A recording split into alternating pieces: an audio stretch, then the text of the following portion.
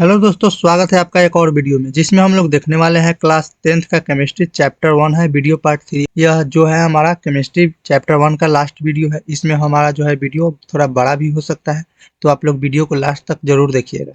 हम लोग इसके पहले वीडियो में संयोजन अभिक्रिया, वियोजन अभिक्रिया, ये और जो द्विविस्थापन विस्थापन अभिक्रिया, ये सारे हम लोग क्या किए हैं, देख लिए हैं। अब हम लोग करेंगे क्या कि इस वीडियो में देखेंगे रेडॉक्स अभिक्रिया। देखेंगे कि आखिर रेडॉक्स अभिक्रिया होता है तो क्या होता है। तो चलिए इसको हम लोग समझ लेते हैं कि रेडॉक्स अभिक्रिया जो है हमारा क्या होता है। तो सबसे पहले क्या करेंगे कि रेडॉक्स अभिक्रिया को जानेंगे। तो लिखा हुआ है यहाँ पे, ऐसी अभिक्रिया जिसमें अभिक्रिया के दौरान एक अभिकारक उपचयित होता है जबकि दूसरा अपचयित होता है, उसे रेडॉक्स अभिक्रिया कहते हैं। देखिए, यह एक ऐसी अभिक्रिया है जिसमें हम लोग क्या करते हैं, अभिकारक जिसका एक अभिकारक क्या होता है, उपचयित होता है, और जबकि दूसरा जो अभिकारक है उसका अपचयित होता है, उसको हम लोग क्या कह सकते हैं, उसको रेडॉक्स अभिक्रिया कहते हैं। यहाँ आगे लिखा हुआ है कि जब किसी अभिक्रिया के दौरान उपचयन की क्रिया एवं उपचयन की क्रिया के एक साथ हो, उसे रेडॉक्स अभिक्रिया कहते हैं।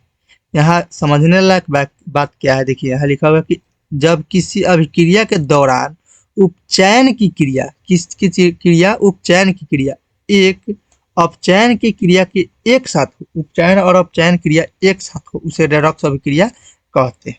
तो आपको समझ में आ गया होगा कि रेडॉक्स अभिक्रिया हम लोग किसको कहते हैं। तो चलिए अब हम लोग देख लेते हैं यहाँ। तो देखिए यहाँ पे जो है एक, मान लें यहाँ पे एप्पल है, यानी सेब है। क्या है, यहाँ पे एप्पल है एक। तो इस एप्पल में जो है, आगे हम लोग देख लेते हैं क्या क्या दिया है इसमें। तो देखिए ये है ZnO यानी जिंक ऑक्साइड, प्लस इसमें हम लोग क्या करते हैं, C यानी कार्बन को मिलाते हैं।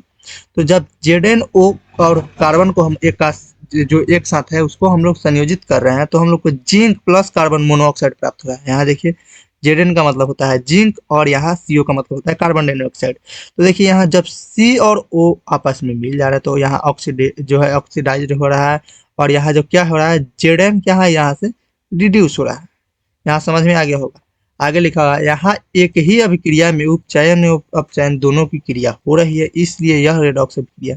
देखिए यह रेडॉक्स अभिक्रिया कैसे, देखिए यहाँ दिया है कि एक ही में क्या हो रहा है, अपचयन और उपचयन दोनों हो रहा है। देखते जैसे यहाँ जिंक है एक साथ है और यहाँ आके अलग हो गया, यहाँ कार्बन है अलग और यहाँ जाकर क्या होता है, एक साथ हो जाता है। तो जब अपचयन और उपचयन दोनों हो तो क्या हो जाता है, वह रेडॉक्स अभिक्रिया हो जाता है। अब हम लोग देखेंगे क्या कि ऑक्सीकारक क्या होता है। तो हम सबसे पहले जानेंगे कि यहाँ ऑक्सीकारक जो दिया है वह क्या होता है। वह पदार्थ जो उपचयन के लिए ऑक्सीजन देता है या अपचयन के लिए हाइड्रोजन को हटाता है, उसे हम लोग क्या कहते हैं, ऑक्सीकारक कहते हैं। अब अवकारक क्या होता है, यहाँ देखिए, वह पदार्थ जो ऑक्सीजन के हटने के लिए उत्तरदायी होता है अथवा अपचयन के लिए हाइड्रोजन देता है, वह अवकारक होता है। अब यहाँ समझने लायक बात देखिए, यहाँ है CuO यानी जो है हमारा कॉपर ऑक्साइड है, और यहाँ पे जो है हम रिमूवल ऑफ ऑक्सीजन क्या है, रिड्यूसन यहाँ हो रहा है हमारा। जब CuO प्लस H2 को हम क्या कर सकते हैं, एक साथ जो है संयोजित कर रहे हैं, तो ये हम इसको जब हीट करते हैं तो हम लोग को Cu प्राप्त हो रहा है और यहाँ H2O प्राप्त हो रहा है। तो देखिए यहाँ समझने लायक बात क्या है कि जो Cu है वो हमारा यहाँ पे अलग से क्या हो जा रहा है, रिडक्शन इसका हो जा रहा है, और साथ में H2 क्या है, H2 जो है एडिशन ऑफ ऑक्सीजन है या ऑक्सीडेशन हो रहा है।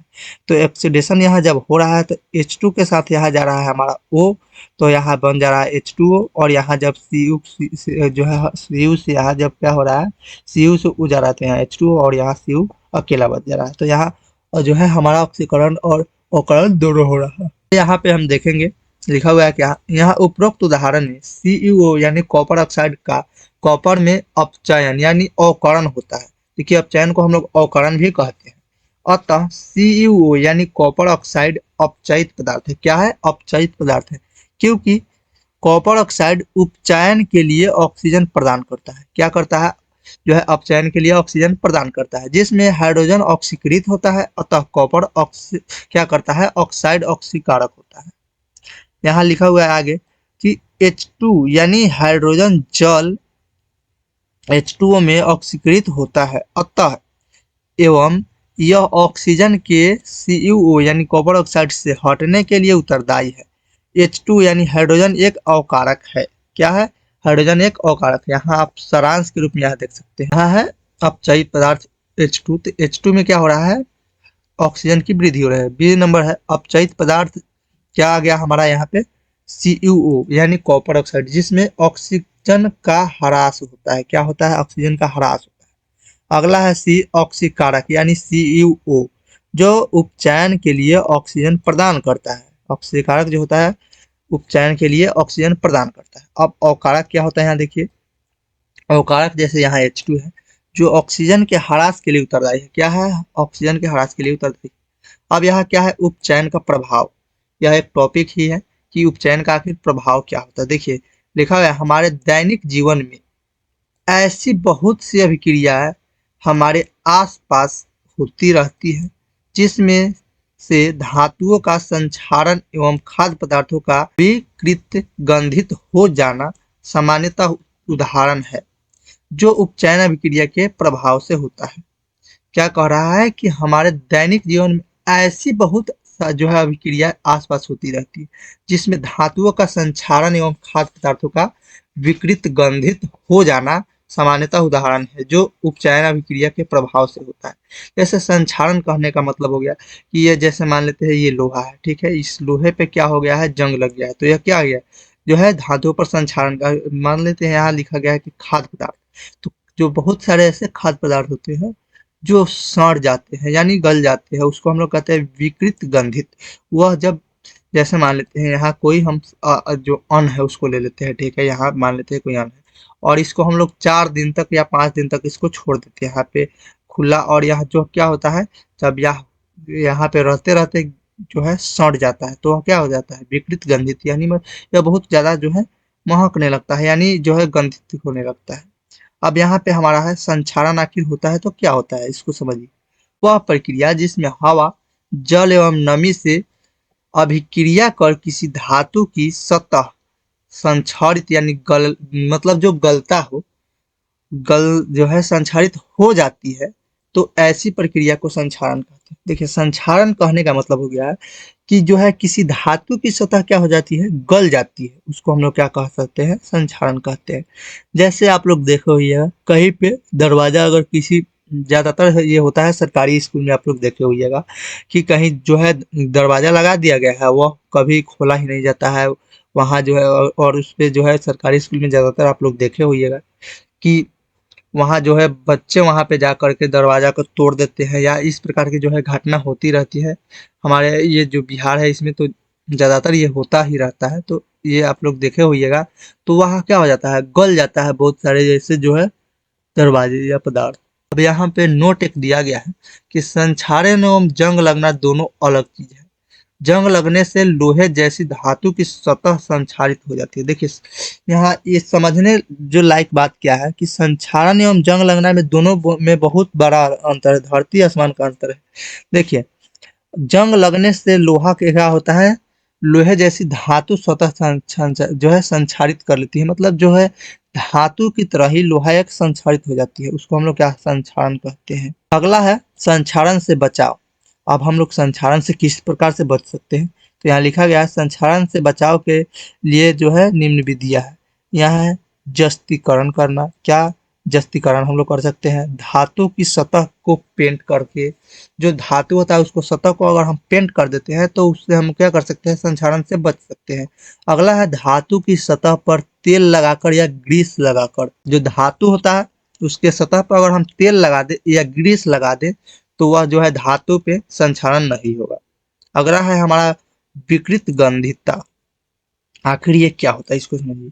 भोजन में उपस्थित वसा एवं तेल का वायु जनित उपचयन जिससे उसका एक जो है स्वाद एवं गंध बदलकर बदबूदार हो जाता है। भोजन का इस प्रकार खराब होना विकृत गंधता कहलाता है। देखिए जब किसी भोजन को हम लगातार 2 से 3 दिन छोड़ देते हैं, उसको एक मान लेते हैं कि अगर हम एक कटोरा लेते हैं उसमें हम जो है भोजन को रख देते हैं और 4 से 5 दिन उसको छोड़ देते हैं, तो वह क्या करेगा? सड़ कर गल कर क्या होगा? वह बदबूदार हो जाएगा। तो वह जो भोजन है उस प्रकार जो है खराब हो जाता है। उसी को हम लोग क्या कहते हैं? विकृत गंधता कहते हैं। आगे लिखा हुआ है कि विकृत गंधता एक घटना है जब बहुत समय रखने के बाद वसा तेलीय खाद्य पदार्थ उपचयित हो जाता है जिससे उसका स्वाद जो है स्वाद क्या होता है? बदल जाता है। यहाँ उसका स्वाद बदल जाता है। जैसे हम लोग जो है भोजपुरी में एक भाषा कहते हैं कि यह अरुआ गया है सामान, मतलब वह खराब हो गया है। अगर उसको खाते हैं तो वह थोड़ा क्या लगता है आपको, मीठा टाइप का लगेगा। जैसे कोई जो है सामान, अगर मान लेते हैं कोई सब्जी ही है, अगर उसको आप खाते हैं तो वह क्या लगेगा, थोड़ा मीठा टाइप का, और थोड़ा वह क्या होगा कि बदबू भी देगा। तो वह क्या हो जाता है, वह भी उसमें विकृत गंधता हो जाता है। अगला है यहाँ जो है फुल यहाँ स्टॉप दिया हुआ है, कह रहा है कि वसा अथवा तेल में तैयार किया गया खाद्य पदार्थ जैसे सब्जी, चिप्स आदि को विकृत गंधित होने से खराब कर देता है। क्या हो जाता है, वह जो तेल जैसे जिसमें तेल से बना हो उसको क्या कर देता है, वह जो खाद्य पदार्थ होता है उसको खराब कर देता है। विकृत गंधित होने से वो क्या हो जाता है, वह खराब हो जाता है। अगला है उपचारित खाद्य पदार्थ का स्वाद बदल जाता है।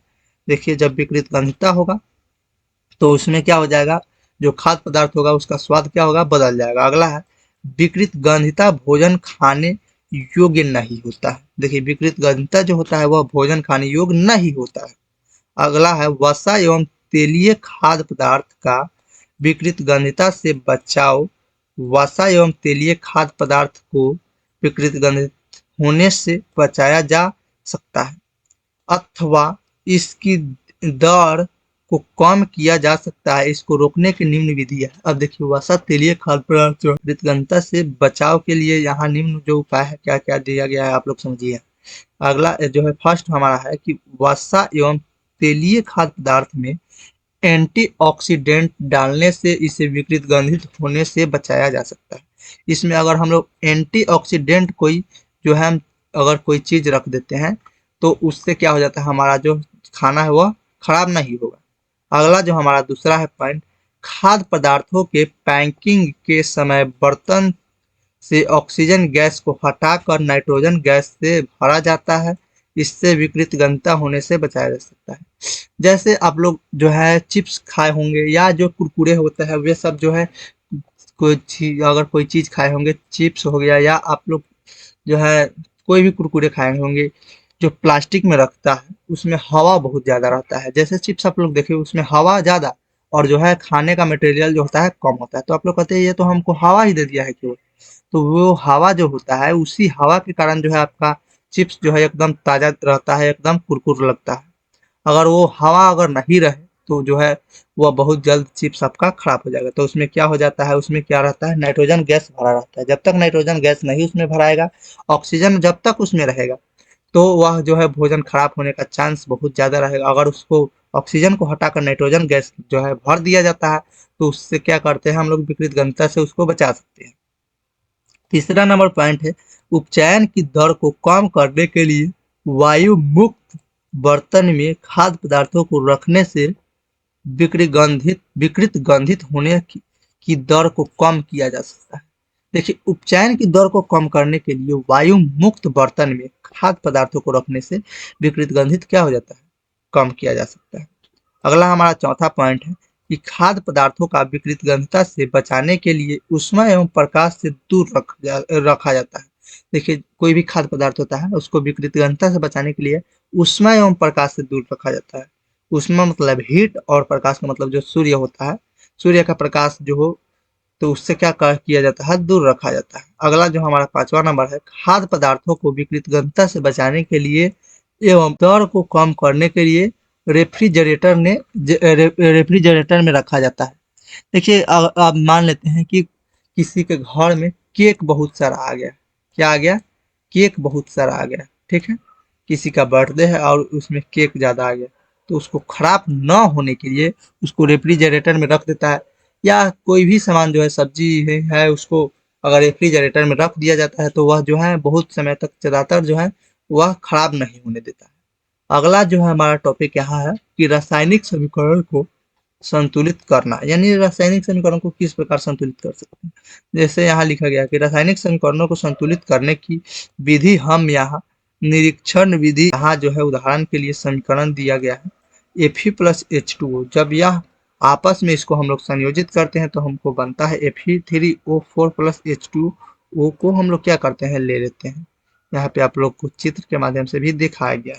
आगे यहाँ पढ़ते हैं हम लोग, स्टेप हमारा है 1, यहाँ लिखा हुआ है यह कल्पना करते हुए कि प्रत्येक सूत्र बॉक्स में है, उन्हें निम्न प्रकार से बॉक्स में लिखिए। यह इसलिए कि बॉक्स के अंदर कोई भी बदलाव नहीं होना चाहिए, यह आपको ध्यान है। देखिए, आपको क्या ध्यान देना है कि अगर हम बॉक्स में लिखेंगे तो उसको समझने के मतलब उसमें हम लोग को बदलाव नहीं करना है। जैसे यहाँ देखिए Fe दिया है, जो इस प्रकार इसमें दिया है Fe plus H2O, Fe plus H2।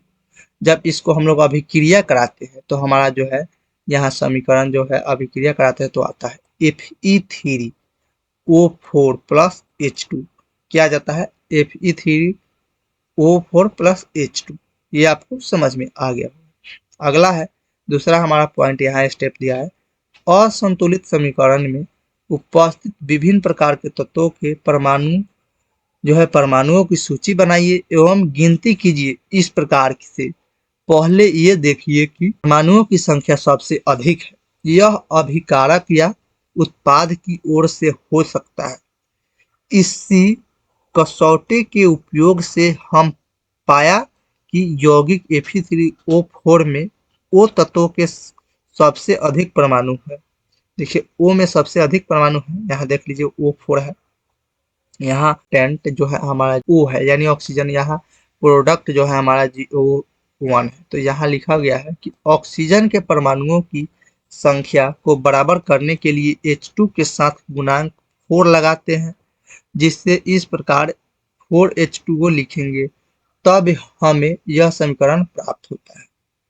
आगे है Fe प्लस यहाँ है 4H2O। जब इसको हम क्या करते हैं, समीकरण को आगे हम जब कर लेते हैं तो यहाँ हमारा Fe3O4 प्लस H2 बचता है। तो देखिए यहाँ जो O है हमारा 4 है, यहाँ H2 ठीक है, Fe यहाँ Fe3 है।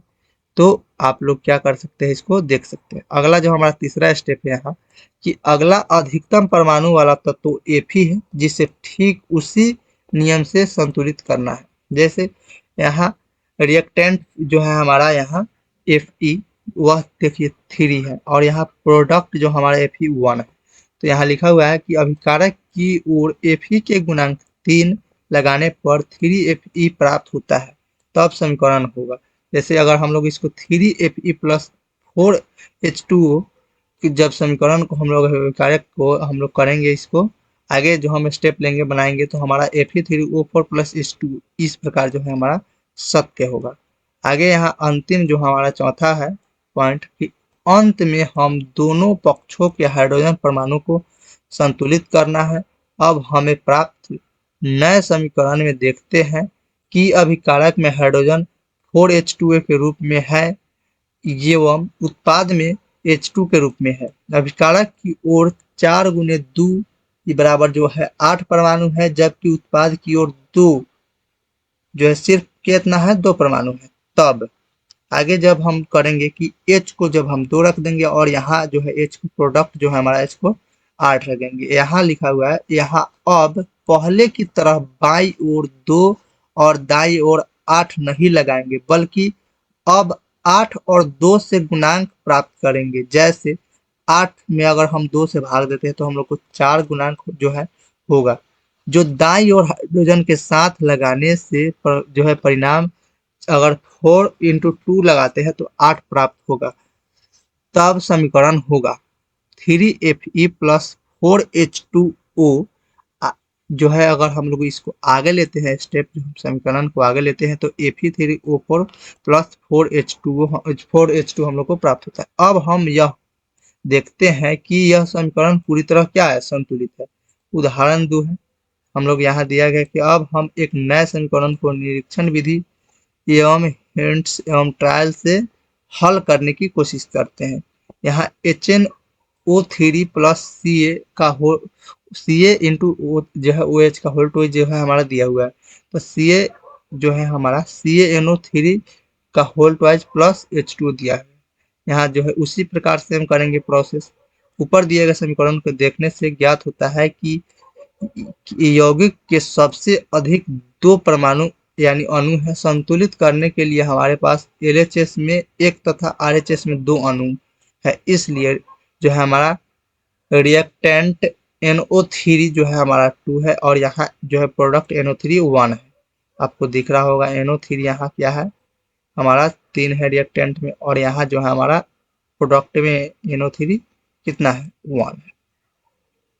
आगे जो है यहाँ लिखा हुआ है कि यहाँ नाइट्रोजन तथा ऑक्सीजन संतुलित हो जाएंगे जब 2NO3 अभिकारक की ओर और NO3 उत्पाद की ओर लिखते हैं, तब समीकरण प्राप्त होता है 2HNO3 प्लस CaN2OH का जो है CaOH का होल ट्वाइस जो है इसको अभिकारक जो है समीकरण को रिएक्टेंट को अगर हम प्रोडक्ट में बदलेंगे तो CaNO3 का होल 2 प्लस H2 हम लोग को प्राप्त होगा। दूसरा जो है हमारा स्टेप है यहाँ कैल्शियम स्वतः संतुलित हो चुका है।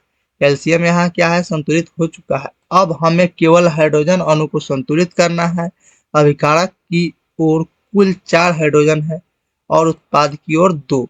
तो जब रिएक्टेंट की ओर क्या है हमारा 2 है और प्रोडक्ट की ओर 4 अणु है किसके हाइड्रोजन की। उत्पाद को 2 पूर्णांक के रूप में चाहिए क्योंकि 4 को जब हम 2 से भाग देंगे तो हम लोग को 2 प्राप्त होगा। तब समीकरण प्राप्त होगा 2HNO3 प्लस CaOH का होल 2।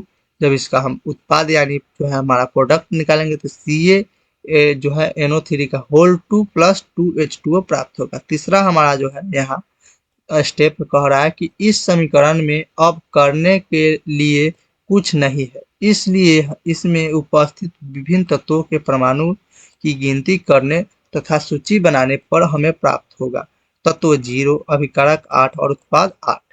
तो ये है हमारा आगे यहाँ दिया है कि नाइट्रोजन जो है हमारा 2 दोनों प्राप्त हो गया है, Ca 1 और H जो है 4 हम इस प्रकार हम देखते हैं कि समीकरण संतुलित हो चुका है। 2HNO3 प्लस CaOH का होल 2। अब इसको जो हमारा प्रोडक्ट बना है CaNO3 का होल 2 प्लस 2H2 जो है हमारा सेम जो है दोनों में आ चुका है। LHS जो है हमारा है LHS जो LHS है हमारा दोनों है RHS के बराबर हो गया, इसके बराबर हो गया किसके RHS के। तो हमारा जो LHS है वह RHS के बराबर हो चुका है। तो दोस्तों यह वीडियो मैं आशा करता हूँ कि आपको समझ में आया होगा। अगर समझ में आया है तो आप क्या कीजिए चैनल को सब्सक्राइब कीजिए और साथ में बेल आइकन को दबाना ना भूलिए ताकि जो भी वीडियो हम अपलोड करें सबसे पहले आप तक पहुंचे। और वीडियो को एक लाइक जरूर करें, एक साथ में कमेंट एक प्यारा से जरूर करें जिससे हम लोग को क्या मिलता है मोटिवेशन। तो वीडियो बनाने का जो है और भी मोटिवेट हम लोग होते हैं और वीडियो बनाते हैं। और साथ ही अपने जो है फ्रेंड्स के पास शेयर कर दीजिए जो 10th के लिए पढ़ रहे हैं उनको भी कुछ फ़ायदा हो सके। और साथ ही अगर आप मेरे टेलीग्राम फेसबुक पेज इंस्टाग्राम से अगर या नोट्स भी लेना चाहते हैं तो मेरे जो है डिस्क्रिप्शन में लिंक दिया गया है। चलिए हम वीडियो को यहीं पे समाप्त करते हैं। यह वीडियो हमारा लास्ट वीडियो था यहाँ हमारा केमिस्ट्री चैप्टर 1 का। जय हिंद, धन्यवाद दोस्तों।